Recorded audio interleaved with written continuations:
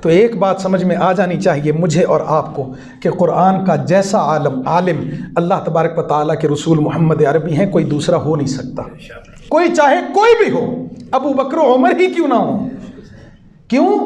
نبی کریم صلی اللہ تعالیٰ علیہ وسلم کو الف لام میم کا معنی معلوم ہے، ابو بکر اور عمر کو معلوم نہیں ہے۔ یہ بات میں کرنا چاہ رہا، اللہ اور اللہ کے رسول کے راز آپس میں۔ یہ پہلی بات بتا دی۔ قرآن پڑھتے ہوئے دعویٰ نہ کر بیٹھنا کہ میں بہت بڑا عالم ہو گیا قرآن کا۔ یاد رکھنا الف لام میم کا معنی تو تم جان نہیں سکتے، دعویٰ کہاں سے کر لو گے؟ پھر فرمایا یہ کتاب کیا ہے؟ ذالک الکتاب لا ریب فیہ، مضبوط مستحکم لا شک کتاب ہے۔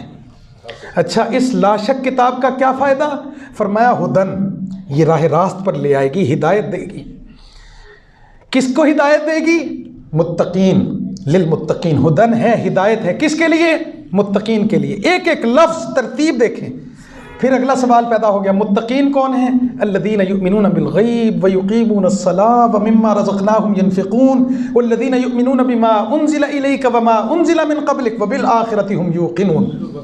یہ متقین کی صفات آ گئیں۔ اچھا، ان متقین کو کیا ملے گا؟ اولئک علی ھدی من ربہم واولئک ھم المفلحون۔ اصل میں فلاح اور کامیابی پانے والے یہی لوگ ہیں۔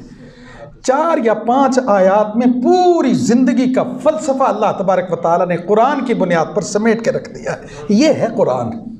کبھی غور کریں، کبھی توجہ کریں۔ انشاءاللہ آئندہ جمعہ سیرت ایک سوال، روحانی باپ کون ہے؟ یہ بعد میں کر لینا بھائی، بس اس کا ہلکا سا جواب دے دیتے ہیں۔ پیغمبر اقدس صلی اللہ تعالیٰ علیہ وسلم فرمایا انا علیکم بمنزلۃ الوالد، انا میں محمد علیکم تمہارے لیے بمنزلۃ الوالد، والد کی جگہ پر ہوں، والد کی جگہ پر۔ باپ تو میرا وہ ہے جس نے مجھے، جس کے صلب سے، جس کے تخم سے میں پیدا ہوا، میرا باپ تو وہ ہے۔ لیکن رسول اللہ صلی اللہ علیہ وسلم نے فرمایا میں تمہارے لیے باپ کی جگہ پر ہوں۔ کیوں؟ انما بعثت معلما، کیونکہ اللہ نے مجھے استاد بنا کے بھیجا ہے۔ معلم، استاد۔ روحانی باپ وہ ہے جو آپ کی روح کی تربیت کرے، جسمانی باپ وہ ہے جو آپ کے اس بدن کی تربیت کرے۔ والدین دونوں طرح کے باپ ہوتے ہیں، روحانی بھی جسمانی بھی۔